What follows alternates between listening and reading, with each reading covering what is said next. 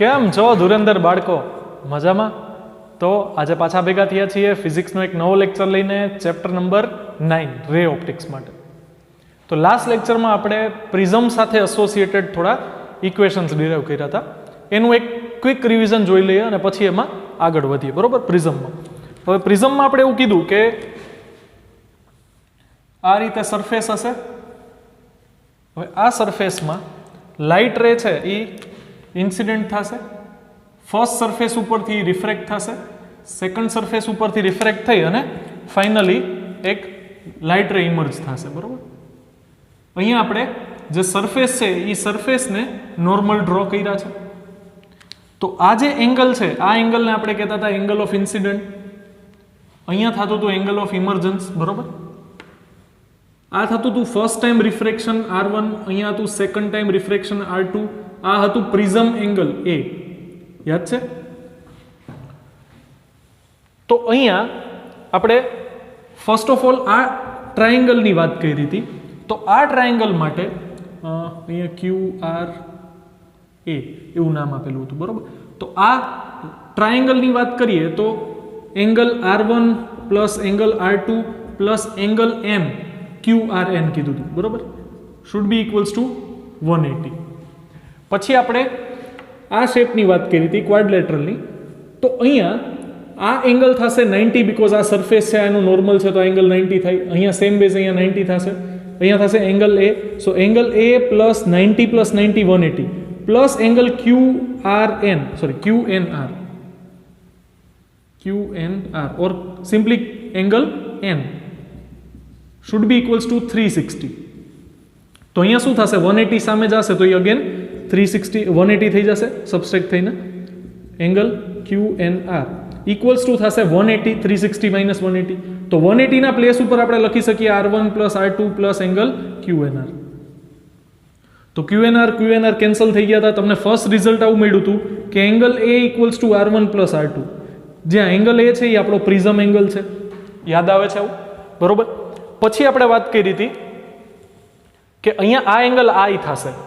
Light રે actually આ ડાયરેક્શનમાં જવું જોઈએ, જાય છે આ ડાયરેક્શનમાં, એટલે ટોટલ આટલું શું થશે? ડિફ્લેક્શન થશે, એંગલ ઓફ ડિફ્લેક્શન. હવે આ ફર્સ્ટ સરફેસ પર થાય છે તો ત્યાં થશે ડેલ્ટા 1. અહીંયા સેકન્ડ સરફેસ પર થાય છે તો ત્યાં થશે ડેલ્ટા 2. ટોટલ આ એંગલ I છે, આ પણ I થશે. તો આપણે I equals to delta 1 plus R1 આવું કીધું હતું. તો ડેલ્ટા 1 ઇક્વલ્સ ટુ થયું હતું I માઇનસ R1. સેકન્ડ કેસમાં delta 2 plus R2 equals to E થતું હતું. તો એમાંથી આપણે ડેલ્ટા 2 ને ઇક્વેશનનો લીડ બનાવ્યો તો એ થઈ ગયું E minus R2. Total delta equals to delta 1 plus delta 2. બેનું એડિશન કરીએ આપણે તો આ થશે I minus R1 plus E minus R2. તો I plus E minus sign common R1 plus R2 ને R1 plus R2 equals to A આપણે હમણાં જ જોયું. બરોબર? તો આવા આપણને બે ઇક્વેશન મળ્યા હતા.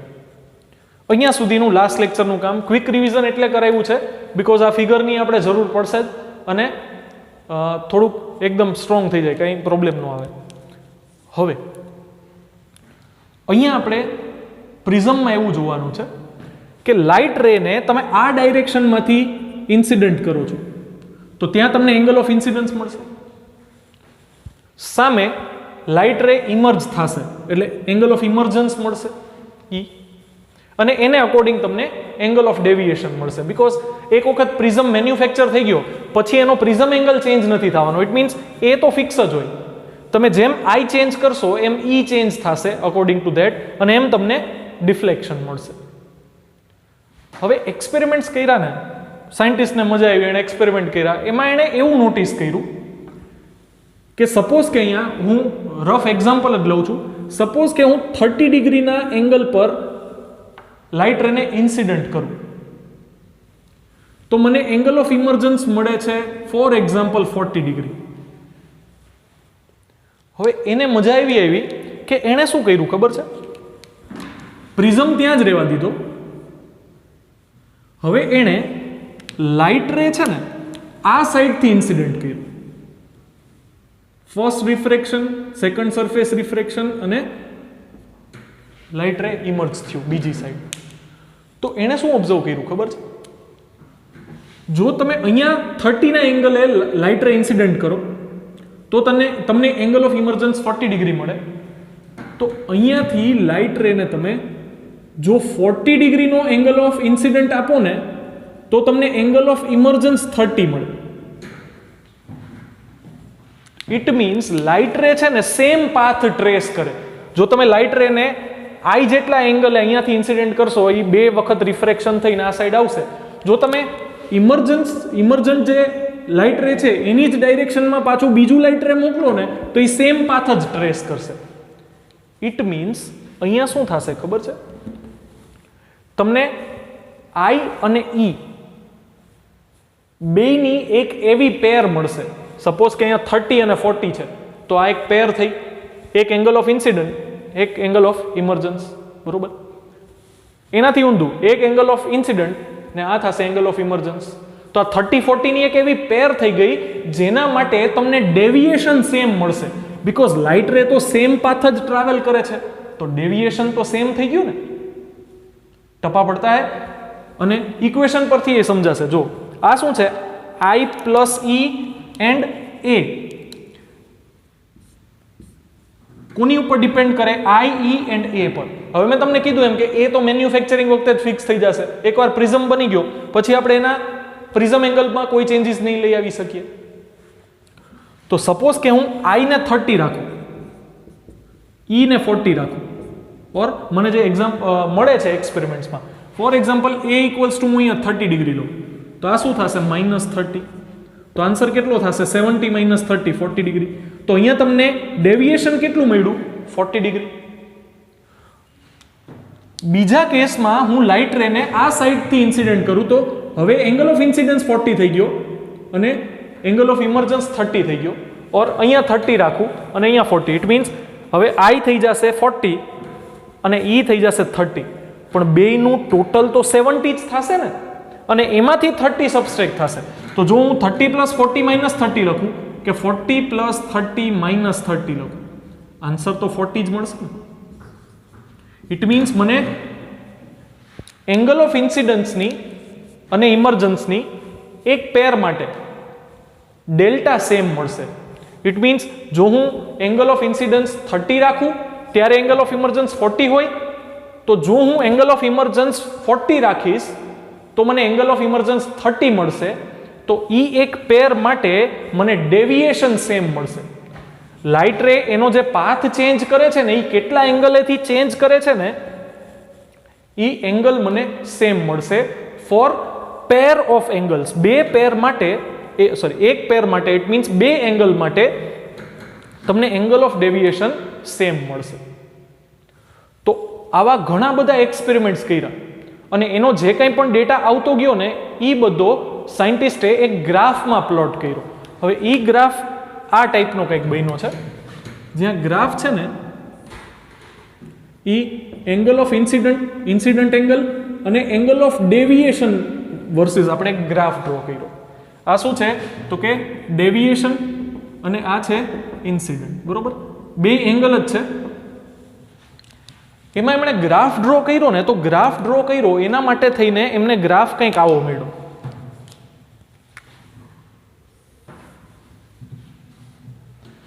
હવે આમ એકચ્યુઅલ બેલ કર્વ પેરાબોલા નથી, બરોબર, બટ આવો કંઈક ગ્રાફ છે. હવે આ વસ્તુ કેવા શું માંગે છે ખબર છે? સપોઝ કે અહીંયા તમને એંગલ ઓફ ડેવિએશન 40 મળ્યો ને તો તમે અહીંયા એક ડેટા પકડી લો, એંગલ ઓફ ડેવિએશન 40 ડિગ્રી. એના માટે તમે અહીંયાથી ધારો કે હું લાઈન ડ્રો કરું છું તો એ ઇન્ટરસેક્ટ કરે છે ગ્રાફને એક વખત અહીંયા અને એક વખત અહીંયા. આ શું છે ખબર છે? એંગલ ઓફ ઇન્સિડન્ટ જો હું 30 રાખીશ ને તો પણ મને આવો આન્સર મળશે, એંગલ ઓફ ડેવિએશન 40. અને જો હું એંગલ ઓફ ઇન્સિડન્સ 40 રાખીશ ને તો પણ મને આન્સર મળશે એંગલ ઓફ ડેવિએશન 40. આ મેં એક્ઝેક્ટ આપણે ટેક્સ્ટબુક જેવો ગ્રાફ નથી કર્યો, રેન્ડમલી મારી રીતે મેં ડિજિટ્સ ડિસાઇડ કરી લીધા છે, સાચા નથી, એમને ખાલી એક્ઝામ્પલ એક્સપ્લેન કરવા માટે લીધું છે, બરોબર? તો આવી તમને એંગલ્સની બે પેર મળશે. ઇટ મીન્સ સપોઝ કે આને હું 20 રાખું, આ 20 છે તો અહીંયા સપોઝ કે મને 60 મળે છે. સપોઝ કે હું અહીંયા એંગલ હજી ઇન્ક્રીઝ કરું, અહીંયાથી ડિક્રીઝ થશે, બરોબર, અહીંયા જેમ જેમ એંગલ ઇન્ક્રીઝ કરતો જાય છે એમાં ડિક્રીઝ થતું જશે. પણ એટલે આ પેર થઈ ગયું જેના માટે તમને એંગલ ઓફ ડેવિએશન સેમ મળે.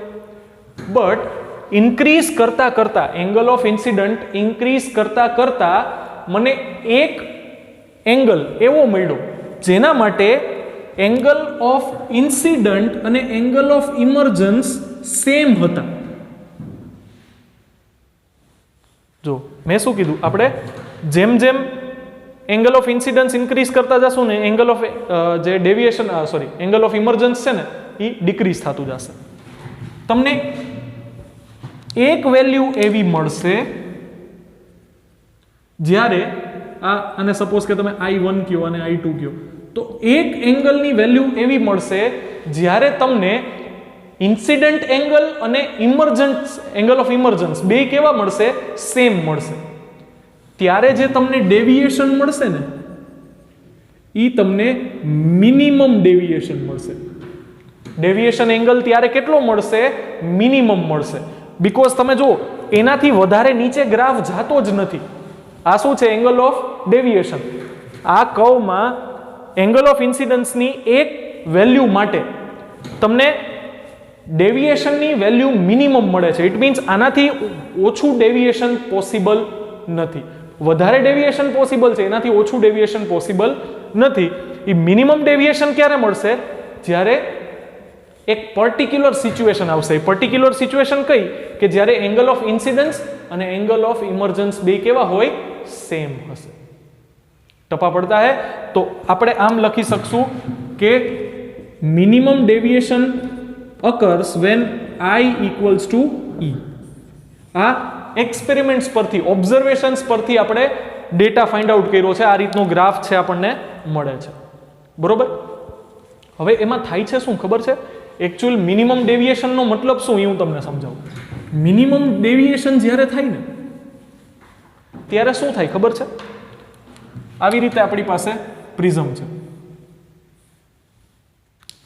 આ બાજુથી લાઇટ રેને આપણે ઇન્સિડન્ટ કર્યું, બરોબર. તો લાઇટ રે ફર્સ્ટ ટાઈમ રિફ્રેક્ટ થશે ને પછી શું થઈ જશે ખબર છે, આ જેનો બેઝ છે ને એને પેરેલલ થઈ જશે અને પછી સેકન્ડ ટાઈમ રિફ્રેક્શન ઈ ફીલ કરશે. તો અહીંયા શું થશે ખબર છે,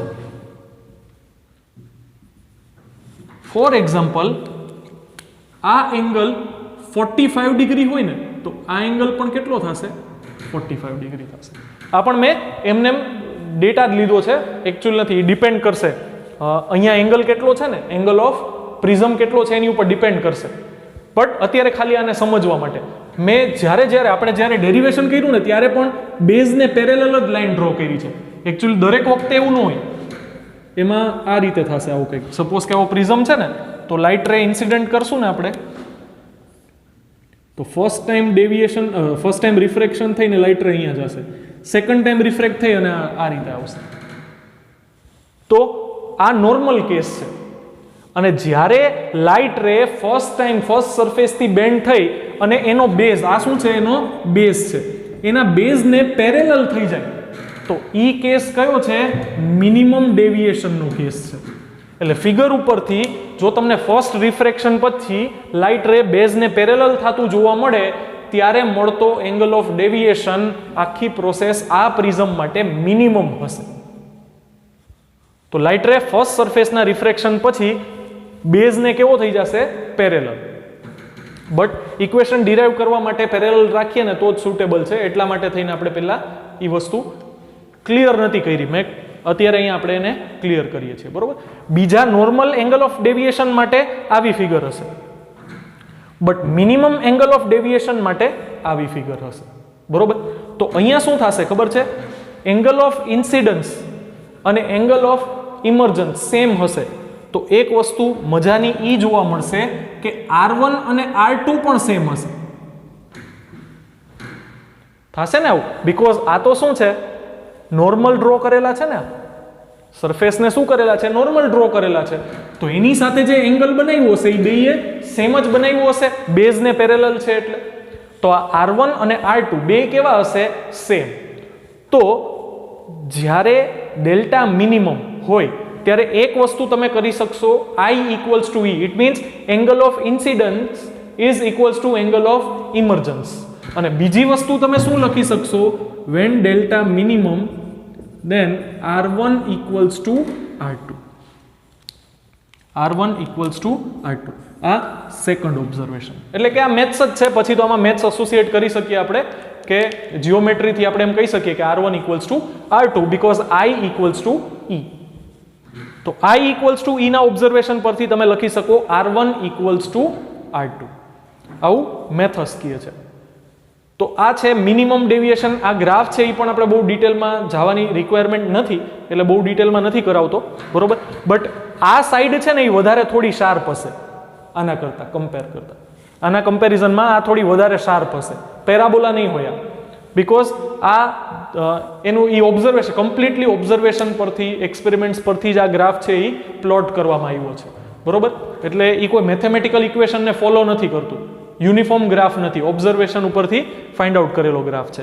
અને એના ઉપરથી આપણને આવા બે કન્ક્લુઝન મળે છે, બે ઓબ્ઝર્વેશન આવા મળે છે. હવે આનો યુઝ કરીને આપણે આગળ વધશું. આનો યુઝ કરીને આપણે આગળ કેમ વધી શકશું, તો કે આપણી પાસે એક ઇક્વેશન છે R1 plus R2 equals to A.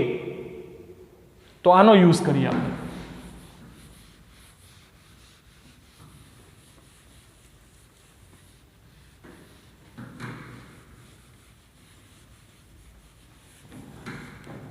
First આપણી પાસે રિલેશન છે A equals two R1 plus R2.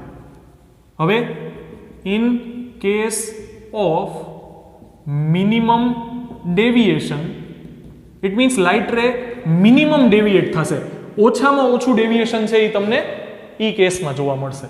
In case of minimum deviation R1 equals to R2 equals to, for example આપણે લખીએ છીએ R. તો આ ઇક્વેશન શું બની જશે, A equals two R plus R. It means A equals two 2R. તો R equals to શું થઈ જશે, A/2. ઇટ મીન્સ આ રિફ્રેક્શન છે એ શું થઈ જશે, A/2. Or you can say that જો તમને R ખબર પડી જાય તો એંગલ ઓફ પ્રિઝમ એના કરતાં 2 ટાઈમ્સ હશે. Angle of prism is 2 times the angle of refraction on the first or second surface, બે સેમ હશે. ઓર જો તમારી પાસે એંગલ ઓફ પ્રિઝમ હોય તો તમે એંગલ ઓફ રિફ્રેક્શનનું ઇઝીલી ફાઇન્ડ આઉટ કરી શકો, બરોબર. તો આ ફર્સ્ટ કેસ છે. સેકન્ડમાં અહીંયા શું થશે ખબર છે, આપણી પાસે I ઇક્વલ્સ ટુ E છે. આપણી પાસે એક ઇક્વેશન હતું delta equals to I plus E minus A. હવે in case of minimum deviation I equals two E. તો અહીંયા તમે આવું લખી શકો I plus I minus A equals to delta. પણ ત્યારે એંગલ ઓફ ડેવિએશન કેટલો થઈ જશે, મિનિમમ. તમે I ઇક્વલ્સ ટુ E ક્યારે લખી શકો, જ્યારે એંગલ ઓફ ડેવિએશન મિનિમમ હોય. તો આને ટેક્સ્ટબુકમાં છે ને આ રીતે ઇન્ડિકેટ કર્યું છે, DM, minimum angle of deviation. But આપણે આને ડેલ્ટા M થી, ડેલ્ટા મીન થી સફિક્સમાં મીન કરીને આપણે ઇન્ડિકેટ કર્યું છે, બરોબર. તો આ શું થઈ જશે, delta minimum equals two 2I minus A. હવે આમાંથી જો હું I ને ઇક્વેશનનો લીડ બનાવું તો એ શું થશે, 2I equals to delta minimum plus A. આ A છે એ ઓપોઝિટ સાઈડ આવશે, પોઝિટિવ થઈ જશે. 2I equals to delta mean plus A. So I equals to what, delta mean plus A divide by 2. તો આ બીજું એક ઇમ્પોર્ટન્ટ આપણને રિઝલ્ટ મળ્યું, એંગલ ઓફ ઇન્સિડન્સ. જો તમારે મિનિમમ ડેવિએશન એંગલની વાત કરવી હોય તો એંગલ ઓફ ઇન્સિડન્સ અને મિનિમમ ડેવિએશન વચ્ચેનો આ રિલેશન છે. બીકોઝ પ્રિઝમ એંગલ તો એક વખત પ્રિઝમ મેન્યુફેક્ચર થઈ ગયો પછી ફિક્સ જ થઈ જશે. ડેલ્ટા મીન અને I એ એકબીજા સાથે કઈ રીતે રિલેટેડ છે એ તમે ઇઝીલી ફાઇન્ડ આઉટ કરી શકો, બરોબર. ઇટ મીન્સ જો તમારે મિનિમમ એંગલ ઓફ ડેવિએશન જોતું હોય તો એંગલ ઓફ ઇન્સિડન્સ કેટલો રાખવો એ આ બે વચ્ચેનું રિલેશન છે, બરોબર. હવે અહીંયા જે ફર્સ્ટ સરફેસ છે એની ઉપર જો હું સ્નેલ્સ લો એપ્લાય કરું, આ ફર્સ્ટ સરફેસ છે, લાઇટ રે આવીને જે ફર્સ્ટ સરફેસને હિટ કરે છે એની ઉપર જો હું સ્નેલ્સ લો એપ્લાય કરું તો એ શું થશે, સપોઝ કે અહીંયા જે મીડિયમ છે એનો રિફ્રેક્ટિવ ઇન્ડેક્સ છે N1 અને પ્રિઝમનો રિફ્રેક્ટિવ ઇન્ડેક્સ શું છે, N2. એટલે refractive index of medium in which the prism is placed, and this is the angle of refractive index of the medium of prism. Prism no refractive index અને આ થશે the medium in which prism is placed એનો refractive index. તો હવે અહીંયા શું થશે? on applying Snell's law, n1 sin I n1 and should be equals to n2 sin R. આ કેસ શું છે? તો કે R1 equals to R2 equals to R છે, એટલે અહીંયા R1 નથી લઈ. તો હવે હું વેલ્યુઝ પ્લોટ કરી દઉં. આ થશે n1 और હું n2 upon n1 નો રેશિયો લઈ લઉં, બરોબર? n2 upon n1, તો આ થશે sin I upon sin R, આવું થશે. હવે n2 upon n1 it means what? Refractive index of prism with respect to the medium in which it is placed. તો આપણે આને n21 લખી શકીએ. n2 upon n1 નો મીનિંગ આવો જ થાય ને. અને અહીંયા વેલ્યુ પ્લોટ કરી દઈએ sin I ના પ્લેસ ઉપર તમે શું લખી શકો? Delta mean plus a divide by 2. Delta mean plus a divide by 2 ના ડિનોમિનેટરમાં sin R ના પ્લેસ ઉપર તમે શું લખી શકો? a by 2. તો આ થશે a બાય 2. તો આ એક બહુ જ ઇમ્પોર્ટન્ટ રિઝલ્ટ આપણને મળી ગયું છે. દેખાય છે? ચેક કરી લો. હા, દેખાય છે, બરોબર. તો આ આપણને બહુ એક ઇમ્પોર્ટન્ટ રિઝલ્ટ મળી ગયું છે, જે છે n21. It means relative refractive index of prism with respect to the medium in which it is placed. તો આ થશે sin delta mean plus a divide by 2 ડિનોમિનેટરમાં sin a બાય 2. એટલે કે જે પ્રિઝમ છે એ કયા મીડિયમનો બનેલો છે, કયા મટીરિયલનો બનેલો છે, કયા મીડિયમમાં પ્લેસ્ડ છે, એ પણ બહુ મેટર કરશે. અને minimum deviation angle of prism, એ બધું જ આ રીતે રિલેટેડ છે, બરોબર. હવે આ કેસમાં તમે આ બે કેન્સલ ન કરી નાખતા હો, મહેરબાની કરીને મેથ્સ ઉપર થોડીક દયા કરજો. આ બે કેન્સલ નહીં થાય, બિકોઝ એ સાઇનના ફંક્શનમાં છે. સાઇનના ફંક્શનમાં હોય તો એ કેન્સલ કરી શકાય નહીં. એટલે આ એક બહુ ઇમ્પોર્ટન્ટ રિઝલ્ટ છે. ટેક્સ્ટ બુકમાં આટલું ડિટેલમાં નથી આપ્યું, ખાલી થોડુંક ધ્યાનથી જોતા જાજો, બરોબર, નોટ ડાઉન કરતા જાજો. હવે અહીંયા છે ને એક વસ્તુ આપણે હજી કરી શકીએ. એ શું થશે? તો કે જો એંગલ બહુ જ નાનો હશે, if the angle is very small, આ વેલ્યુ બહુ જ સ્મોલ હોય, તો you can write that sin θ equals to tan θ equals to θ. યાદ છે તમને? ઇટ મીન્સ તમે સાઇન ફંક્શન રિમૂવ કરી શકો. તો આ ઇક્વેશન શું બની જશે? n21 equals to delta minimum plus a divide by 2 ડિનોમિનેટરમાં a બાય 2 આવશે. હવે તમે 2 અને 2 કેન્સલ કરી શકશો, બીકોઝ સાઇન ફંક્શન આપણે રિમૂવ કર્યું છે, assuming that angle is very less. તો આ થશે n21 equals to delta minimum plus a. અને જો આ a ને હું આ side left hand side multiply કરી દઉં તો ચાલે. તો અહીંયા થશે delta minimum equals to n21 into a, અને આ a લેફ્ટ હેન્ડ સાઈડ જાય તો નેગેટિવ થઈ જશે. તો આ થશે n21 માઇનસ a, બેમાંથી સોરી n21 માઇનસ 1, બેમાંથી હું 1 કોમન લઈ લઉં છું, તો મલ્ટીપ્લિકેશનમાં આવશે a. તો ડેલ્ટા મિનિમમ અહીંયા dm કરીને ઇક્વેશન આપ્યું છે, delta minimum equals to n21 minus 1 into a. એટલે જે પ્રિઝમ તમારા હાથમાં આવે, તમને એનો એંગલ ઓફ પ્રિઝમ ખબર હોય, એનું મટીરિયલ ખબર હોય કે કયા મટીરિયલનો એ બનેલો છે, ઇટ મીન્સ રિફ્રેક્ટિવ ઇન્ડેક્સ ખબર હોય, એને તમે કયા મીડિયમમાં પ્લેસ કરશો તો એનો મિનિમમ એંગલ ઓફ ડેવિએશન કેટલું આવશે ને એ તમને ડાયરેક્ટ આ ઇક્વેશન પરથી મળી જાય. એટલે આ ઘણા બધા જુદા જુદા ઇક્વેશન છે, બરોબર, જે આપણે ફાઇન્ડ આઉટ કર્યા છે, અને सम्सમાં ઓર MCQમાં એ પૂછાઈ પણ શકે, બરોબર. આ પણ એક ડેલ્ટા મિનિમમનું ઇમ્પોર્ટન્ટ ઇક્વેશન છે. નવું કંઈ નથી, પણ આ રીતે પણ આપેલું હોય, બરોબર, એટલે આપણને કન્ફ્યુઝન ન થાય. અહીંયા 2i પણ લખી શકો, 2e પણ લખી શકો, because in case of minimum deviation i equals two e થશે, બરોબર. તો તમે જોઈ શકો છો એમ કે મિનિમમ એંગલ ઓફ ડેવિએશન છે, જો angle of prism very less હોય તો મિનિમમ ડેવિએશન પણ વેરી લેસ હશે. It means if you are using thin prism. હવે થિન પ્રિઝમ શું છે? તો કે થિન પ્રિઝમ અહીંયાથી જ કાઢી નાખું છું.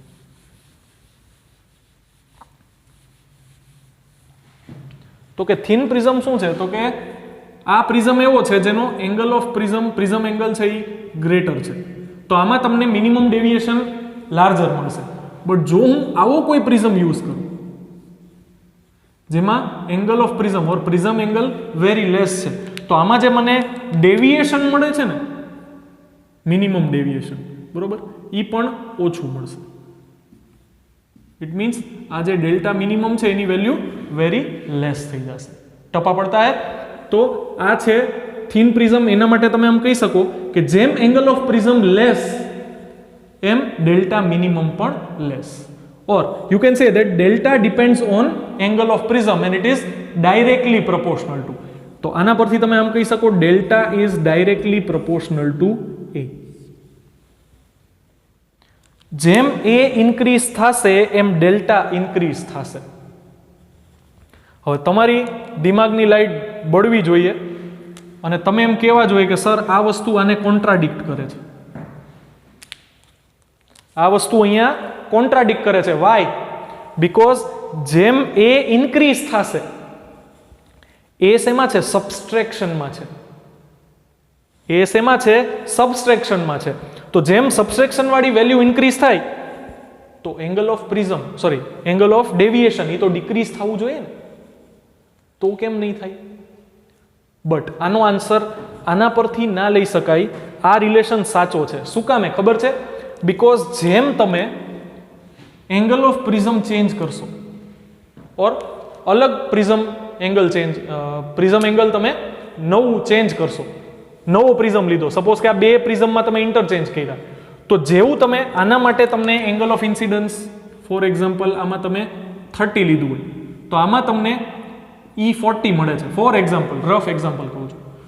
તો આ સેમ પ્રિઝમ માટે જો તમે 30 લેશો ને એંગલ, તો એંગલ E40 નહીં મળે, એ ચેન્જ થઈ જશે. તમે આ બેને રિલેશન ડાયરેક્ટલી પ્રોપોર્શનલ ક્યારે કહી શકો? જ્યારે અહીંયા કોન્સ્ટન્ટ હોય. બટ અહીંયા કોન્સ્ટન્ટ નથી, આ વેરિયેબલ છે. ખાલી ડેલ્ટાની વાત કરું છું, ડેલ્ટા મિનિમમની વાત નથી કરતો. ચેન્જ થશે તો બે ચેન્જ થશે, એક સાથે ચેન્જ થશે. ઇટ મીન્સ જો તમે એ ચેન્જ કરશો તો એની ઇફેક્ટ તમને I અને E પર પણ જોવા મળશે. તો આ રિલેશન પરથી રિલેશન જોતા મેથેમેટિકલી એવું લાગે છે કે જો એ ઇન્ક્રીઝ કરો તો ડેલ્ટા ડિક્રીઝ થાય. બટ એવું છે નહીં, because if you change A then I and E also changes. That's why A is not inversely proportional to delta minimum or delta based on this equation we can write that delta, because જો આ શું છે? આ change જ નહીં થાય, આમાં I અને E આવતા જ નથી. આ શું છે? Refractive index of the medium. હવે તમે પ્રિઝમ એંગલ ગમે એટલો ચેન્જ કરો, પ્રિઝમનું મટીરિયલ તો ચેન્જ નથી થવાનું ને. તો અહીંયા તમે આવું લખી શકો delta is directly proportional two angle of prism. અને આગળ જતા આપણને યુઝ આવશે, બરોબર, ત્યારે આનું વધારે આપણે ડિસ્કશન કરશું. અત્યારે અહીંયા સુધી જ રાખીએ. તો આ હતું પ્રિઝમ સાથે એસોસિએટેડ ટર્મિનોલોજીસ, બરોબર. અને આના સમ સોલ્વ કરશું આપણે એક્સરસાઇઝમાં, ત્યારે વધારે સારી રીતે આ સમજાશે, બરોબર. તો આઈ હોપ કે તમને પ્રિઝમ આખું કમ્પ્લીટલી સમજાઈ ગયું હશે. અને આના सम्स સોલ્વ કરશું ત્યારે, એટલે કે આ ઇક્વેશન બધા યુઝ કરશું ત્યારે વધારે મજા આવશે. તો કંઈ પણ ડાઉટ હોય તો મને કોલ મેસેજ કરો. તમારે હોમવર્કમાં આજે આપણે જે રિવિઝન કરાવ્યું એ નહીં, બટ અહીંયાથી જે આપણે ડેરિવેશન કર્યું છે આ ફાઇનલ રિઝલ્ટનું, ત્યાં સુધી એક વખત લખી અને મને સેન્ડ કરવાનું છે, બરોબર. કંઈ પણ ડાઉટ હોય તો કોલ મેસેજ કરો. બાકી મળીએ ત્યાં સુધી નેક્સ્ટ લેક્ચર સુધી. Keep preparing. All the very best. Thank you very much.